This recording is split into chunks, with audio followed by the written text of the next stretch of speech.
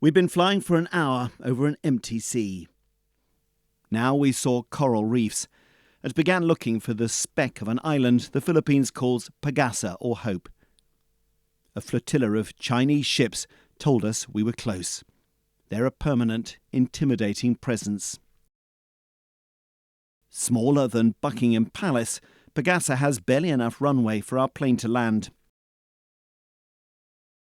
But the Philippines is now building it up with troops and new infrastructure, a small bastion of defiance against China. So here we are on Pagasa, and as you can see, there really isn't very much to it. In fact, I think you could probably walk all the way around the island in about 30 minutes. But it is solid land, a proper island, unlike the submerged reefs characteristic of this area, and it does have a civilian population, all helping to reinforce the claims of the Philippines against those of its giant neighbour. But living here is tough and very isolated. Around 300 people call this island home. There's a school and a clinic, but not much else. Residents depend on government support like food rations, though those we spoke to all said they liked the clean and quiet environment. The main challenge is when people, especially children, get sick. When it's a serious case, we need to evacuate them quickly to the mainland. But planes are not always available, and sometimes the weather is too rough.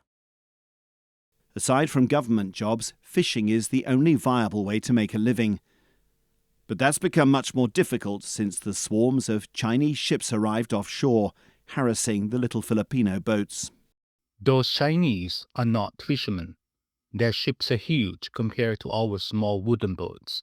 They threaten us, coming close and sounding their horns to chase us away. Because of that, we can only fish close to the island, and the fish stocks here are much smaller.